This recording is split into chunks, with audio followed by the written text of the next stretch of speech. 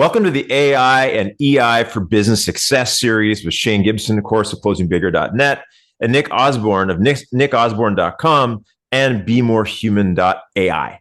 This is part two of a three-part series formatted as a collaborative discussion. So versus me interviewing Nick, we're kind of interviewing each other and having a discussion. And this is where this started, actually, is we just got on a call and started talking about how we're using AI and how we're leading our clients through the process of using AI. And then we thought this discussion should be recorded. Hey, let's do a three-part podcast series. And then, hey, if this kicks off and we get good feedback, we might move this into its own podcast as a standalone. But that's very far reaching into the future. Today, let's dig into some of these topics. So, of course, my expertise lays in business-to-business sales performance, social selling, and the AI sales tech stack. And Nick is a master copywriter and approaches the business of AI from copywriting and a marketing lens. And so I'm excited today for episode two. Nick, thanks a lot for connecting and joining us again today. Sure. Always fun. Looking forward to the second round. So today we're going to talk about really three core areas, and the big focus is on collaborating with AI. And when we talk about collaborating with AI, we'll expand upon that. But it goes back to that concept of it's not just about being replaced by AI, but hiring AI as your assistant, your partner, or an augmented enhancement of your process or your business. So doing it in a way that we don't replace humans, but actually kind of amplify us, make us more effective. And so we're going to talk about three big areas. How to ask AI to do tasks that are hard for humans, like sentiment analysis. We'll walk through some examples. Nick gave me some cool coaching on that, and I got to play around with it. We'll share that with you. Collaborate as part of an iterative process. So what does that look like to collaborate with AI as part of an iterative process? And then be in the driver's seat as the human in the loop. So not a passive participant, punching the easy button whenever possible, but actually being proactive. So, Nick, did I miss anything here? I as far as the topic goes, I'm looking at this going, we got. We're good. We're good. Yeah. So for those of you who are just logging on now, haven't listened to episode one, we talked about this concept of being the messy human and the value of that in a world of AI. That term messy human is Nick's term, and he uses it to really describe that sort of unpredictable, creative, out of the box aspect that our humanness brings to the table when you're partnering with AI. So good one to go back to. Nick and I have known each other and have worked with each other. It's kind of scary, but it goes back to about 1999. I think exactly 1999. So just a few years ago that we worked together in a youth 5 years. Yeah, in a youth entrepreneur incubator center where we were teaching young entrepreneurs how to launch business. And I think I was a young entrepreneur at the time myself. And at some point, I became an old entrepreneur, I guess. And so that's what happens with experience. So let's dig into that first question. Is AI can do the hard work that humans lament, or could take hours of tedious activity. What does that look like in the world of marketing, copywriting, and business from your perspective? What are some of the benefits of that, some of the applications, Nick? Okay. It's a great topic, that idea of what does it do that we don't do well? Because it just becomes an immediate good use case, right? So the first one that I haven't really had on my list or radar until yesterday, I was talking to Bob Bly, who's like a world famous copywriter, like a really world famous copywriter. And he's not really into AI. He doesn't like AI. He doesn't like using AI. He doesn't do any writing with AI. He's a professional writer. But he says one of the ways he does use it is ideation. So what he's like when he's writing something, a promotion, then he does a lot of long form sales copy, B2C and B2B. He's always looking for a big idea. So he's got a client, he's got this thing he's going to sell. It may be a subscription to some financial newsletter, and he wants to start with a punch, like have a big idea that sets the whole thing off. And I hadn't thought of this, which is really interesting because I'm all in on this stuff, and Bob generally doesn't like AI, but he's kind of identified something that he finds hard. He doesn't find it hard coming up with ideas. He finds it hard judging those ideas. Like, is this going to be good? Is this a good big idea to hang the whole sales promotion on? So he just asks GPT-4. Actually, knowing Bob, he asks Chat GPT. um, and he said it's really good, which is I find fascinating because it is hard for humans to judge whether a promotional idea, a campaign idea is really powerful, whether it's the right one, whether it's a good one. And the fact that Bob finds this tool so useful to say, you know what, maybe, but a little bit, maybe to this side, or perhaps you're missing out. Maybe you should think of this. So Bob's actually tapped into almost like a superpower, like something humans find hard. So like I sat back, I was talking to Bob, and it was a bit like this. We were on a webinar, and I said, Bob, how can you not love AI? How can you be skeptical about AI when it does this remarkable thing for you? It's So actually taking your idea and it's being your sounding board, like an expert companion. How can you not love it? it's taking your bias out as well as a human and exposing some gaps you may not be aware of, taking the emotion out of it. That's an interesting piece, is to put your idea forward and allow it to evaluate it.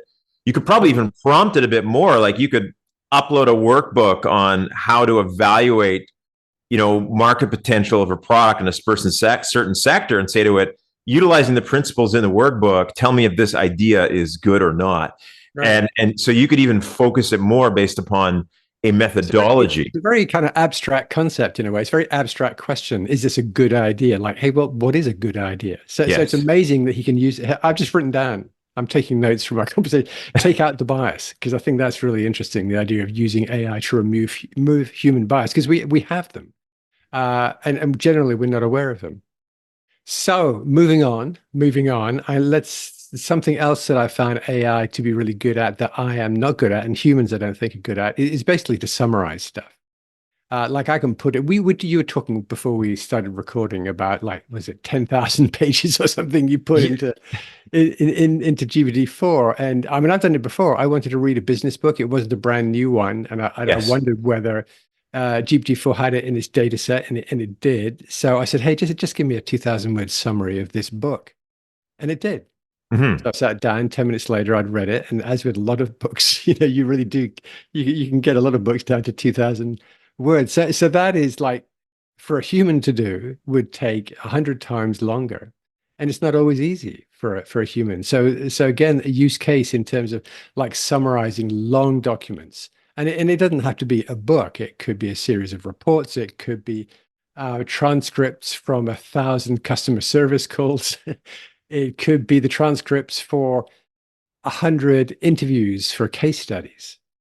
And pulling Um, out specific keywords. So we do yeah, this when we build sales playbooks for clients, is we go back and find the actual quotes and whatnot, and we write them. But at times we're looking for, let's say we're writing the sales playbook, and we realize that what we're really missing is tips on how to run effective trade show booths. Like we forgot to make note of that, but we talked to 10 of their salespeople. We've got 10 hours of transcripts.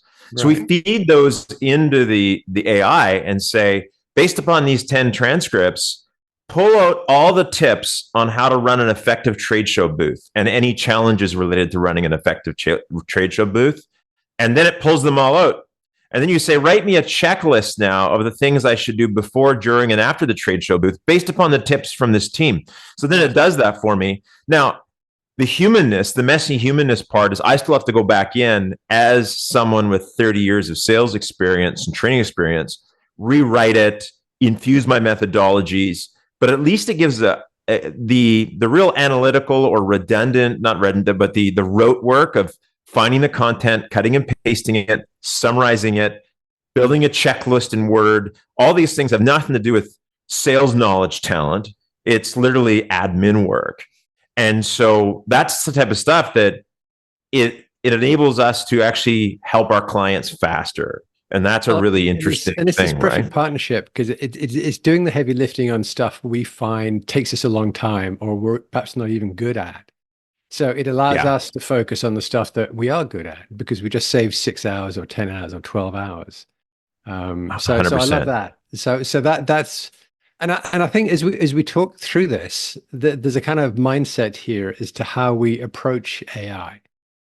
Because again, this conversation I was having yesterday, there was lots of questions after Bob Bly and I finished talking, and there was still lots of, and our audience was primarily writers and creatives, and there was still this sense of AI replacing us.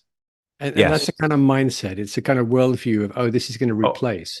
And it's really important to draw the distinction between that and the way Shane and I are talking about it, where we're actually using it to augment our own abilities and our own skills. It's an augmentation thing. It's not a replacement thing. it is. And that augmentation piece is a personal choice. And that's what I keep trying to tell people is we've got to look at what behaviors we have in our business, our career, that truly are that cut and paste hours in, but not creativity or intelligence type work that we're doing because it's part of what we do that we have to let go of. And then we have to spend more time on that creative, collaborative piece, which means we have to invest maybe in some new skills, double down on our talents, and augment ourselves with AI, both automating, but also then making us smarter because we have those biases, we have those blind spots, right?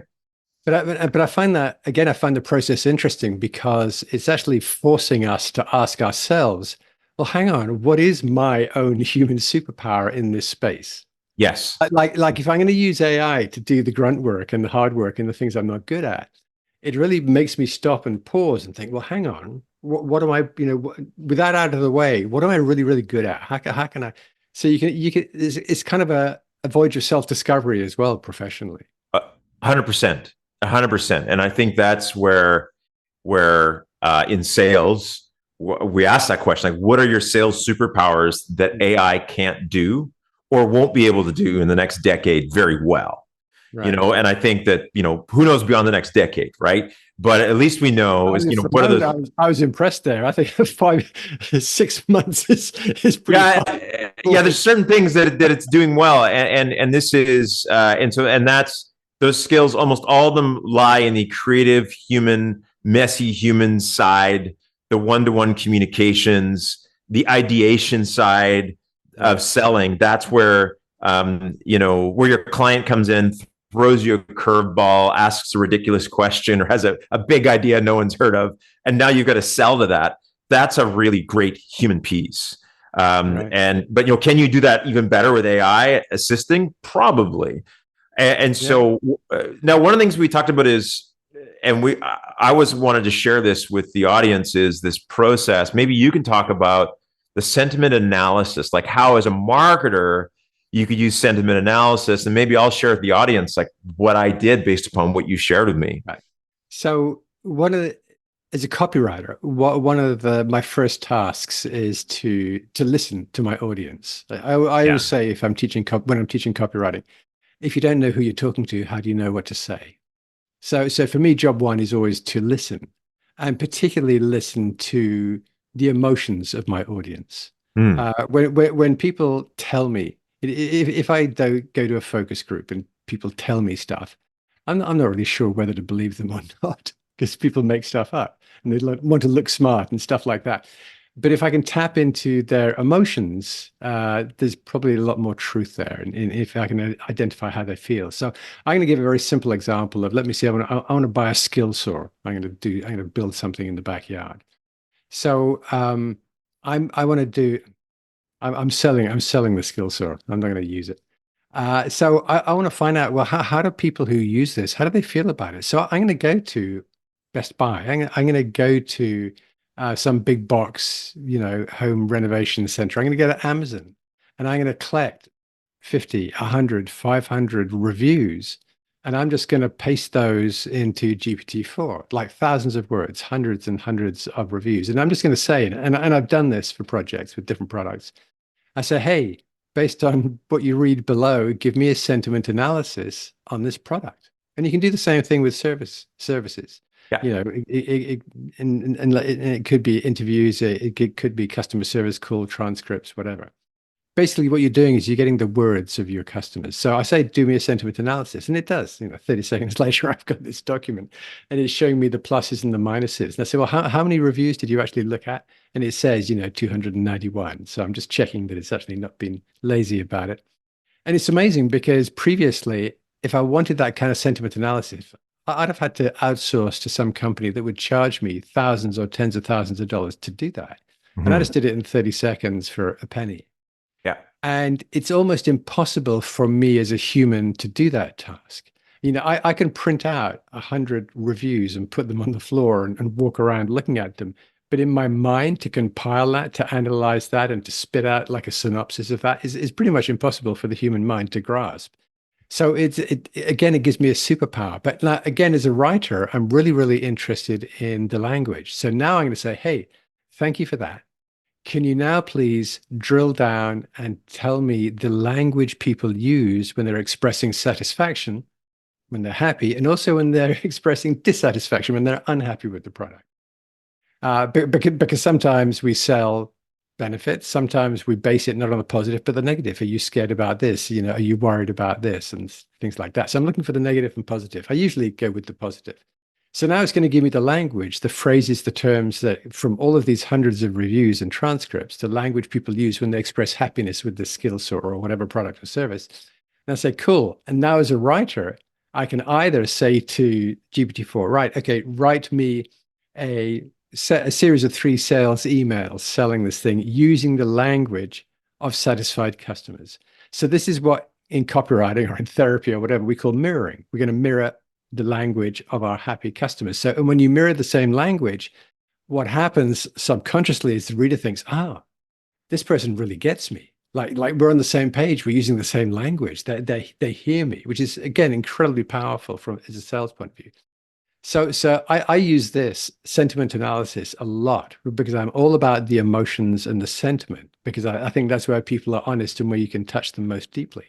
And Mm. as a human, I find it almost impossible to do this task. But when I use one of these AI models, all of a sudden it becomes super simple. And Shane, I think you have an example that you're going to share. Yeah, I did, and I used meta.ai because I think that was some of our original conversation around that. And so what I did with meta AI is, and I won't screen share it because it's a bunch of text, but I'll read through it quickly. Is why I use meta.ai is meta.ai was trained on all the publicly available information that's posted within Facebook, right? Like that's where a lot of its training was. And it's sentiment analysis on Facebook and Twitter, which is also publicly crawlable and I believe indexed by most of these AI tools. So I went in and kind of followed your example and I asked it, hey, so meta.ai, log in, free to use, of course, accessible to anybody with a Facebook account, from my understanding, is review Facebook and Twitter posts from 2010 to 2024, right? It's like a 14-year span. And give me a sentiment analysis of Shane Gibson, sales author and keynote sales speaker. And so here's what it spit out. So remember, this is a social post. So I've asked for Right. is the overall sentiment for me is 75%, okay, positive. 15% neutral, 10% negative, right? And so I thought that was interesting, right? So apparently I've got to call at least 1 in 10 of my Facebook friends. Praise for informative keynotes, 25%, appreciation for his sales strategies and techniques, 20%, gratitude for helpful resources and recommendations, 15%, admiration for expertise and thought leadership, 15%. And then the neutral sentiment was like sharing his content without expressed opinions. Someone just shared something. Announcements of my events for me, or just general mentions or tags. So that's what they considered neutral. And then negative, 5% had a criticism of my marketing tactics as self-promotion. So I would just say unfollow me, by the way. No, no, but that's good feedback, right? Around, some of my content. Disagreement, 3%. And technical issues or complaints about my content, 2%. So that was an interesting kind of feedback around my content over the last. But I've got to do that myself. I'm going to do it myself from 2010, 2024. I'll see where I fall in those percentages. And so then the key insights for me, it's like widely respected and admired for expertise in sales and marketing. His keynotes and resources are highly valued. While some criticism of self-promotion, overall sentiment is overwhelmingly positive. And then the limitations is based upon a limited data set of Facebook and Twitter posts, and it can be subjective, which is a nice disclaimer. But then I did what you said and said, hey, What are the top 20 words or terms used to describe Shane by those with positive sentiment? I got to go back and ask for the negative ones, by the way. I'm a little worried, but I did. So top 20 words, and I won't go through all of them, but let's say the top 10, top five is inspiring, 12 mentions, inspirational, 9 mentions, motivational, 8 mentions, expert, 7 mentions, and thought leader, 6 mentions. That's So it gives me an idea of those words: inspiring, inspirational, motivational, expert, and thought leader are the words that my audience most use to describe me and my content. Shane, I think you're being very self-promotional right now. I am. This is just gratuitous, right? This is completely. So then here's the next thing I did is I said use, and I won't read the whole script, but use these words to write me a 4-line cold email I could send to conference organizers that could hire me to speak. And it wrote me some cold emails, which I would need to change. I'd probably get your help to write them a little better. But then I said, and this is the other one, which I think within Meta was good. I said, pretend you're a Facebook marketing expert. Please design me a Facebook campaign for Shane Gibson to get speaking gigs at conferences and sales kickoff events. Typical decision makers are VP or vice president of sales, CMO or VP of marketing, event coordinators for big companies, major association CEOs or planning committees. And please give me the audience, how to run the ads, suggested images. And it gave me everything from like who the target audience is, to the description, to the location, to the age, to the interest, to the industry, to the job titles, and what ad creative I should use, from images to headlines to texts to call to actions. And it just gave me an outline and a plan. And I think this is pretty good coming from Meta, because I think they have a little bit more maybe under the hood than is available. You were impressed with the final output. It was good. I think it's a really good framework. You have to apply your creativity and do your A/B testing and all that kind of stuff. But I think it would be a really good start. I asked it to make me suggested images, and they were kind of obviously images of audiences enjoying themselves, kind of scary AI images, right? They weren't quite done quite well, but it was interesting that at least it generated, in essence, like a little storyboard for me. So this is all through Meta's AI-based tool, free to access. And so that's an example of, that's a lot of heavy lifting. It's a lot of analysis. I could have probably done 80% of that myself as far as the campaign planning with my limited knowledge of, but that also would have taken me like an hour and a half to write it out. So those are the things that, the next step I'd be asking, give me a checklist that I should follow, right? So this is all there. That's an example of, again, what we're talking about here, which I think is quite fascinating. So Nick, thanks for that great idea on sentiment analysis and campaign planning. It's like, I think it's super powerful. I like that one. So, but it's, hey, look, like as you talked about that process with Facebook, there's also a slight caution comes up in my mind. Yes. Of it sounds and looks good, and there is a temptation to be like, okay, done. Oh, whereas I think it's super important that you put on your, I've talked about this elsewhere, of like the head of, you put on the hat of the creative director or the final arbiter of the human judgment. Yes. And look at that and say, hang on, that came out super fast. And I love the fact that I just saved 6 hours and it seems good, but wait a minute. Is it missing something? Is it missing, like we talked about in the last episode, that kind of human messiness, our messy, jagged edges that make us interesting and attractive? So yeah, always that last step of the kind of human stepping in and evaluating. 100%, because it's that piece where it's not about going from normally spending 6 hours to now spending 5 minutes. Right. It's like, now I can go from spending 6 hours to an hour. You're right. And that hour is that right brain, creative knowledge, wisdom, tapping into your peers in the office, bouncing it off some other humans, all that aspect that, the AI is not going to do for you, that polishing of the final pixels that, make it really effective. That's your expertise. So we kind of bled into this second question, but let's talk about it. We have options. One is to try to replace ourselves with AI, while the other is to collaborate with AI. Right. What does collaboration look like as part of the iterative process? It's a little bit, it kind of springs out of what we talked about in terms of mindset. I think, again, some people who don't get as much as they'd like out of AI treat it as a software tool. Hmm. So if I go to my keyboard and I don't have a Mac, but if I go Control B on some highlighted text, the text will become bold. Yes. And it's the same every time. It's exactly the same command. If the command, if I go C instead of B or N, it won't work. It has to be, it's a software command. And Hmm. software requires it's exactly the same input. It's always exactly the same output. And people sometimes, I think, mistake AI for being a software tool as a kind of one-shot software. And it's not. The most amazing, remarkable thing about it is that it is conversational. It's chat, and Yes. that was what was so mind blowing when it first came out. Was oh my goodness, I can chat. I can actually put in different inputs, different words, and achieve a similar result. I don't have to. It's not like code. I don't have to put exactly the right sequence of code in here to make it function. So then, as soon as you realize that, hang on, this is a conversational experience, that is your first step towards collaboration because Hmm. mindset has shifted from this is a tool to being this is potentially a collaborator. I think the next important thing in terms of collaboration is almost like respect for this is to treat it. So where's the book? I've lost the book. Co-Intelligence by Nathan Mullock. The book is called Co-Intelligence. It's about AI, and he deliberately calls it co-intelligence to separate this from just being software. He's saying, you know what, Hmm. this is not like a human intelligence, but it's a co-intelligence that we can work with.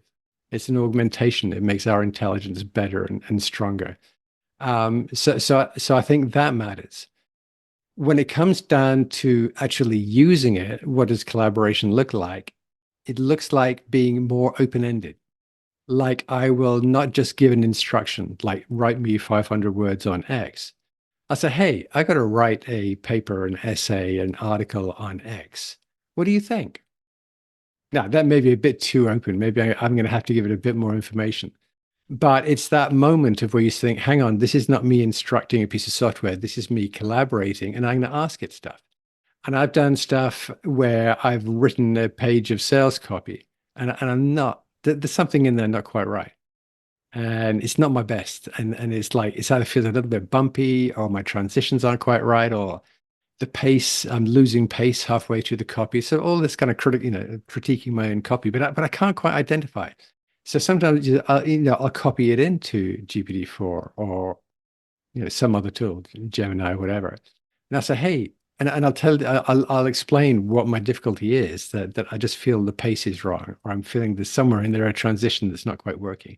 Can you find it for me and improve it? And probably I get about a 60-70% success rate in the tool identifying. So I look at it and go, how did I not see that? So again, this is very different from me using this as a, typing in a command. I really am collaborating, and I'm not treating it as a human, which is, I think, a mistake, but I am treating Yes. it as a co-intelligence because there is intelligence there. And it's hard to wrap your mind around because when large language models work by simply predicting the next word in a sentence, and it's very, very hard to make the leap from that to intelligence. But there is an intelligence there. So I think the people who get the most out of these models are the people who take this collaborative approach and they treat it almost like with respect, respect the co-intelligence, and ask it stuff. Um, and I've asked it, and one of the things I did early on, which blew me away, I wrote a short ebook and it just had like 8 separate chapters, and I made a change. I said, hey, you know what? In chapter 7, I think we should talk about X at this point. We talked about it. In fact, we talked about it in chapter 2, but I think that's too early. I think we should bring that to chapter 7. I said, what do you think? And he said, you know what? You're right, because that means it. And I said, okay, we're going to move that information from chapter 2 to chapter 7, that topic. But I said, hey, in those chapters in between, is there anything we need to revise because we had previously mentioned this before? And it was like, it came out, I said, yes. In chapter 5, you referenced that you've already mentioned this, but of course you haven't now. So we need, and it's like, my mind was completely blown. It was because, again, for me, it was hours and hours of work. And I got there by treating this as a collaborative partner, by asking for its help, by understanding, how to put, where to point its intelligence, where it was going to be best used. So yeah, I'm all for collaborating rather than instructing. I think people who instruct these models are the people who get disappointing outcomes. Fantastic. I think that piece around asking for feedback and guiding it for what type of outputs you're looking for is it is really about, and this is like it is. We talk about conversational and this concept of, we talk about the importance of being a prompt, understanding how to write prompts.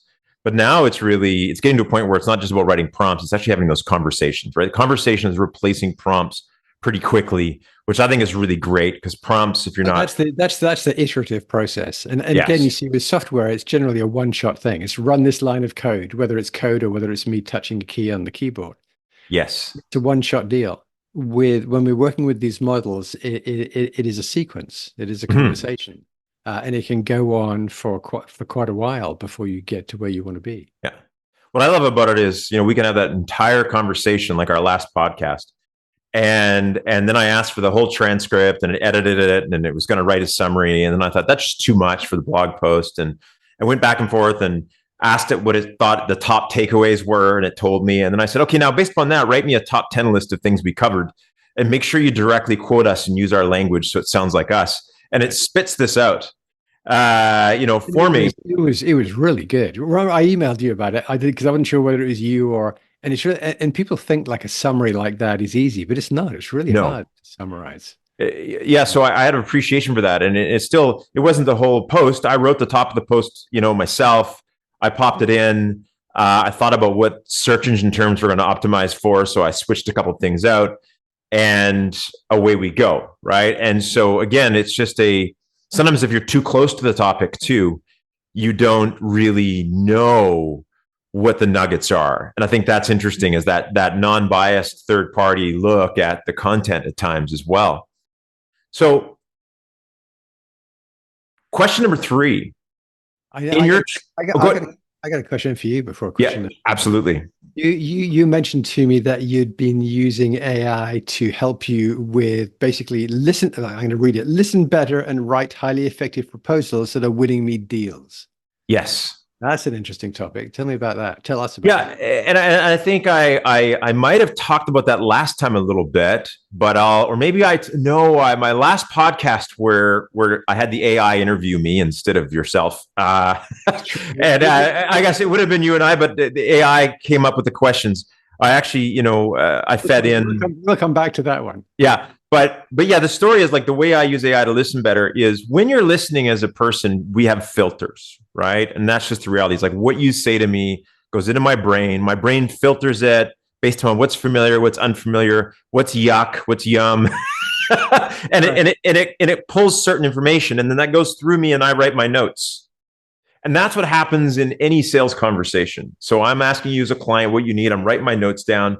And then after that, then I take that super filtered information and then I will write a proposal. And through our writing, we filter and edit ourselves as well. And then we come out with this is what I'm going to do for your business, Nick, based upon what you share with me, which is like levels of filtering. And So I might, to your point on the filtering, I might then look at that and think, dude was not listening to me at all. So I pride myself, I think, in sales on probably listening pretty good, more in sales than I do at home. I've been told. But what's interesting is using Fathom, of course, which is the artificial intelligence based note taker. There are other ones out there, Gong and all kinds of other tools and free tools. But I like Fathom. It seems to be really sharp for sales conversations, but also when we build playbooks with clients and ask them key questions, it seems to catch everything. And so what's interesting about Fathom is I'll have the business outcomes that, it takes a whole transcript, but then I'll select sales meeting. And based upon that, it pulls out sales information like client needs, challenges, gaps, next steps, how they're measuring success. It just pulls all that out automatically. So this is how you're improving your listening. Exactly. You're getting transcripts, you're using Fathom or an equivalent tool to summarize that, to identify key. And all right.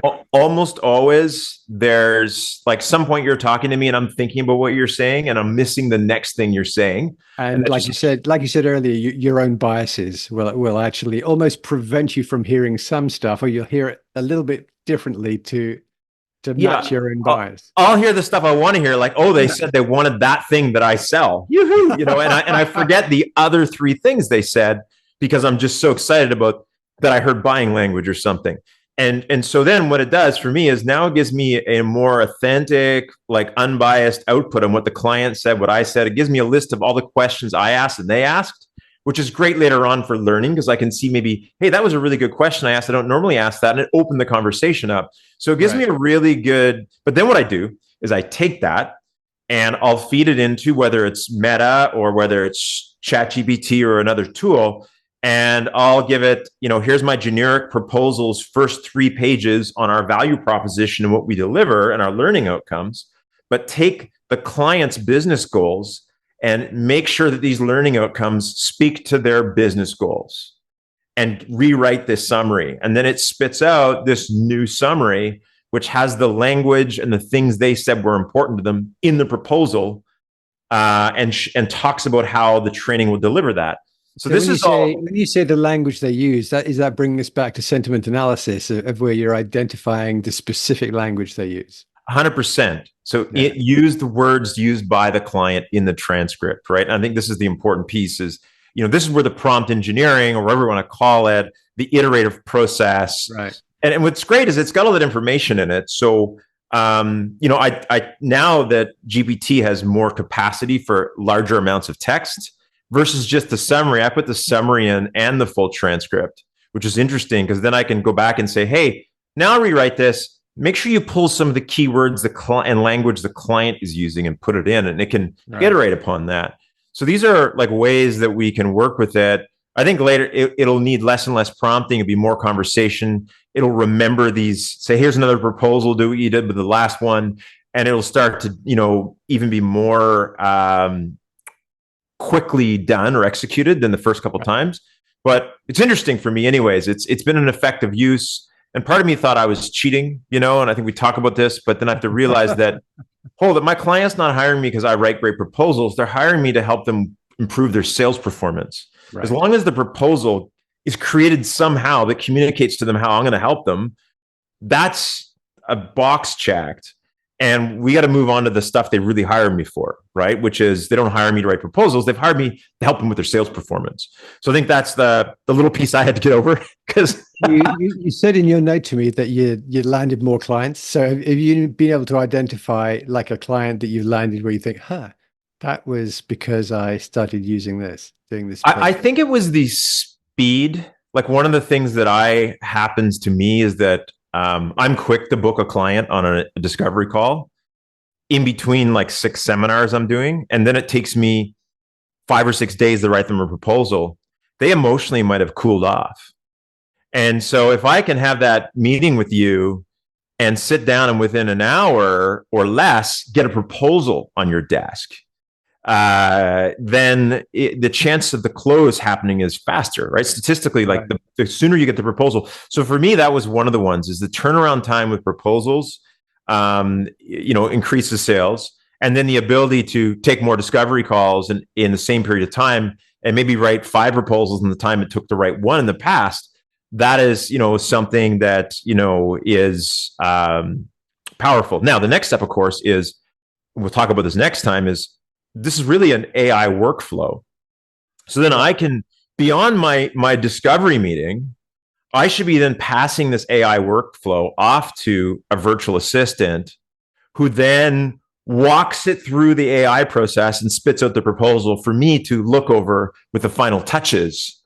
And now I'm spending, 20 minutes of proposal versus even an hour of proposal, right? And with my billable hour rate, that's what should be happening in my business.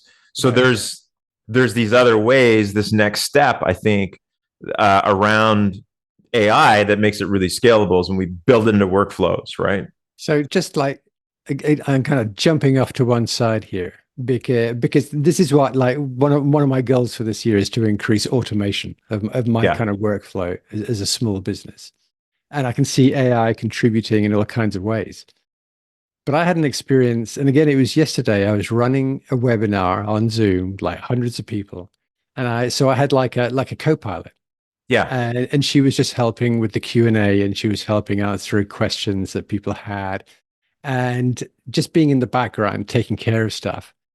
And I probably could have had an AI help me do Oh that. yeah. But you know what? It felt so good to have to feel I had a human who had my back.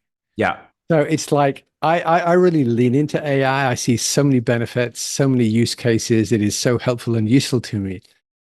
But I have to remind myself that, you know what? Humans are nice too. Well, And I just felt so reassured knowing that I had this human backup, as it uh, were. 100%. It's, Lynn, who works with me in the e-learning side of our business, she does that with most of my client webinars. Is she's there to help with the breakout rooms, to be the co-host in case yeah, like my I die, like not my die, but my computer dies, and she knows the content, she knows what to do next, and troubleshoot. But could we equip her with some AI based tools after the fact or before to yeah. streamline and make our client process more enchanting? Absolutely. So these are all areas that you start to look at. Anything that you do more than once in your business, where could AI touch it to enhance it, to speed it up? Because it allows you to create more opportunities. See, one of But me, also to remember that just that human thing. And yeah, I may have mentioned it last time. It's a silly little experience where I went to the store with the automated checkout, yes, and I felt disappointed because I didn't have ththose 10 words with a complete stranger who's the cashier. 100%. It shouldn't mean anything, but it does. Oh, So that again is part of my playbook is get everything I can out of AI, but don't forget how the human contact makes you feel better. It makes you feel good. well, think about Starbucks. Like I use the app. I never get in the lineup anymore, right? And I show up, and the one by my house, and literally there's no reason. Like it's sitting there. I could just grab it and leave. But when I come in and I got like I'm a quarter inch away from grabbing my mug, it's good morning, Shane. How are you today, Shane? Thanks. Have a great day. And although everything is Yeah. essentially automated, there was no need for that human interaction from a value chain perspective, other than the human interaction, right? Right. That recognition. So I Hey, think that this is like a topic for a whole different episode. We could do a yes, whole episode on this. but yeah, where do you insert the human? So actually, in your training and some of your online videos, you talk about in the driver's seat, being in the driver's seat as the human in the Right. loop. Right. And why is it important? And what happens when we don't drive, Nick? Like what happens when we don't drive? Hey, there's different ways of coming at this question. I think human in the loop is basically you are there. I think the term was originally used to describe, in fact, the training phase of these models, of saying, Mm-hmm. okay, where are the guardrails? We don't want this to be racist. We don't want it to be sexist. We don't want it to be too biased. So that was you put a human in there to apply some human judgment, so that you could tinker around to make sure that the model was not offensive or just plain wrong half the Yes. time. But you can also apply human in the loop to the process that we talk about, which is actually using the tool. And then it spits out its outcome. And we've touched on this a couple of times already in this conversation of actually as the human, you pause and say, well, hang on. Is it sounds good, but is it right? Is it what I want? Is the tone there? Is the feeling there? So that's part of it, being the human. The other part again comes back to what we were talking about right at the beginning, which is mindset. And I've talked about this with lots of copywriters naturally, and content writers are freaking out about AI because they think it's going to replace them. And I Yeah. say to them, like, I don't deny, there have already been writers replaced with this. I'm not saying, hey, don't worry, everything's going to be fine. But I say, look, take the mindset that you are in the driver's seat. Be in control. This is not in control of you. And if it is, then you're allowing that to happen. Yeah. Like you need to step up and understand that. And it's almost like this. Don't be reactive. Don't react. Like be active, be positive. Look at these models, look at what they can do. Get in the driver's seat, use it to your advantage, use it to improve your own performance, use it to impress your clients and prospects even more. So there is this active reactive thing. And as soon as you go to reactive, you almost have that victim mindset of, A hundred oh, this is percent. happening to me and there's I, nothing I can do about it. but last week's podcast, or this week's podcast that I popped out in between our podcast 1 and 2 here, where I had ChatGPT 4.0, which we'll talk about maybe later, maybe the next podcast, interview me. So what I did is I uploaded the entire transcript of my last keynote in there, which is like 30 minutes worth of writing, and my slide deck. And the only direction was, interview me as if you're a podcast host about my latest keynote, AI in the Future of Sales. That was it. That was the instructions. And then I started talking to it, of course, the audio version. And the response was either excitement or anger from people who, I actually had like people who, I wouldn't call the language violent, but people I was connected to on Facebook and other platforms, and the random person, drive-by attack on TikTok, and they were like, "You've succumbed to the overlords. Congratulations, you dummy. You've replaced yourself." And it was like this very angry language about being a victim of the AI, or like complicit in signing us up for the Matrix, which is really funny. When the reality is, if you know it, like, I uploaded all my data in, I gave it specific instructions, but it was able to conversationally interact around it. It's a bit novel, right? I would fall asleep if I had to talk to that AI for more than, a few minutes, because it's not I was going to ask you about that. Like I'm sure I listened to part of the interview. I didn't listen to the whole thing. And I noticed, I think it was a little tiny bit jumpy. So I figured you were kind of editing a little bit along the way. Yeah. But what really interests me, was there, as a podcast host, you would like have a beginning and a middle and an end, like an opening and a middle and a close? Yes. Did it do that? It did that. And what it did is it followed the sequence of my seminar, which is interesting. So it took a look at like what I talked about in the opening, the middle, and the end, and it did a wrap up. So I think that it followed the format of the seminar. I think if I would have coached it more and said, like, here's best practices in running a podcast interview, and I was to give them that as well, I think it could follow it well. The second thing I did, that I shared with you, which worked better, that was more conversational than the podcast, is I uploaded 10 manuals with 40 pages each of my sales training materials, and then instructed it to act as my sales coach based upon the methodologies in those manuals and Shane Gibson's other methodologies that knew from the internet. And I had this conversation. Hey, I'm having challenges with my sales. What should I do? And they started asking me, like, what type of sale? Where did it go wrong? What do you think is working well? How could you improve that? Have you thought about this? And then I would ask it, well, what questions should I ask? And it gave me suggested questions I should ask the customer. And so it was actually really good back and forth dialogue. Right. But it's still monotone. There's still long pauses. So it's interesting because you really are treating it as a co-intelligence. Yeah.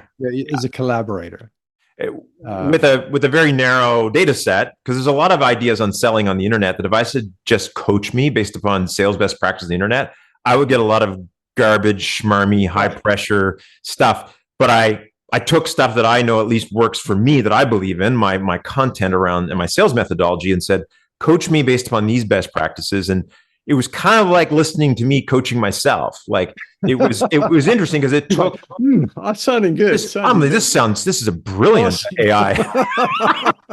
Back to my self promotion, right? And my partner, she'll catch me watching my own videos, editing them. She's like, "Oh, he's watching his favorite show," and so. It's the Shane show. Oh yeah. So as long as I get to still speak on stage, I'm okay with AI doing everything else, really. Just stop there. Again, that's really interesting, because again, it's coming back to using AI what it's best for, and allowing us the time and the pleasure of what we're best, or what we enjoy the most. Never mind 100%. What we're best at, but the stuff that we like to do, that we enjoy doing. And that was something else my copywriting friend Bob Bly said yesterday. When I said, hey, if you find it so useful on ideation, why don't you use it for writing? And he said, because I enjoy writing. Yeah. It's what I like to do. And I get paid for it. I get paid to do what I like to do. I like doing it. So no, don't take that away from me. And I was like, fair enough. And I think there's room for things with a lot of human fingerprints on it. And there's a market for that. And you can charge more for it. And I think about my martial arts teacher, friend, mentor, Fred Shadian. And Fred, martial arts master, amazing kayaker, likes to pick a new thing every year to master. And this year, He flew to Spain and spent over a month with a master guitar maker learning how to make guitars by hand. And now he's got a shop set up on Saturna Island, and that's what he's going to start to do. And now you can mass produce guitars, right? But there's still room for an artisan with a niche market to carve out a good life. They might not scale to making 100,000 guitars a month, but there's room for those human fingerprints, and I think that's the reality. But AI will mass produce a lot of things as well that the average consumer will be happy with, right? Yeah. Final thoughts, Nick. We talked about this. Hey, we're two talkers doing a podcast. We could do this for a long time. This is like Actually, you're one of the few talkers who can actually muscle in and talk more than I can. I'm usually horrible. I just don't stop. Oh yeah, no, that's okay. But like what I really enjoyed about this conversation is that like I've been taking notes as we go along, so hopefully other people are as well. Because just through the process, and again, we're collaborating as we think and talk together, and as we talk together, interesting stuff comes up. Yeah. And again, that's part of the process we talk about with AI, and it's the same process you can have as two humans having a conversation. It is, and it has to do with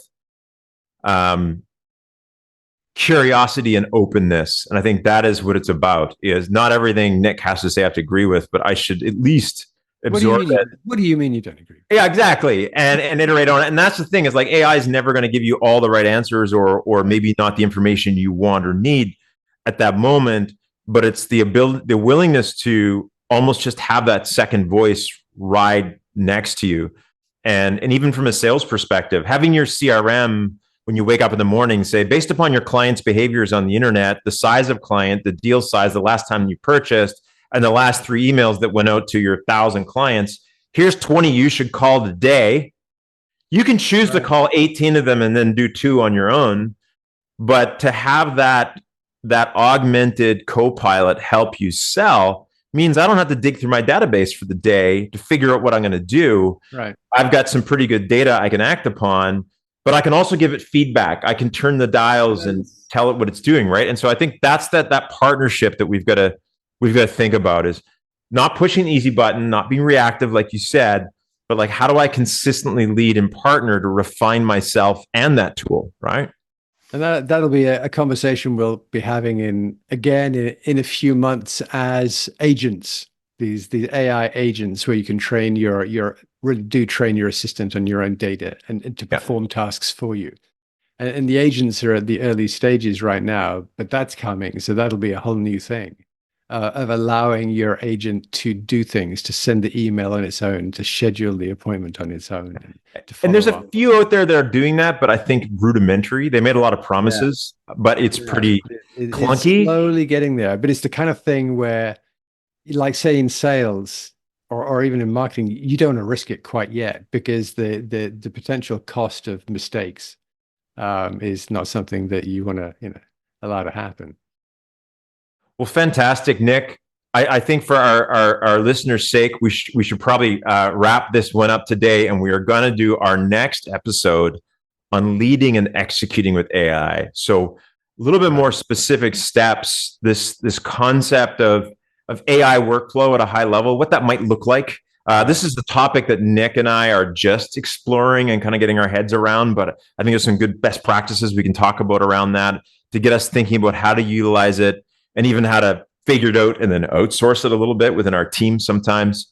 And once again, each week, our goal is to also discuss 1 or 2 tools that we're utilizing. Right. Yeah. And today we talked again about Fathom and the new version of ChatGPT 4.0, but also meta.ai. And thank you, Nick, for introducing me to that tool, because I never really understood the context of why it would be different or better. But the idea that it's connected to Facebook's data set, is a really interesting. So you're like basically acting like a Cambridge Analytica. No, I'm kidding.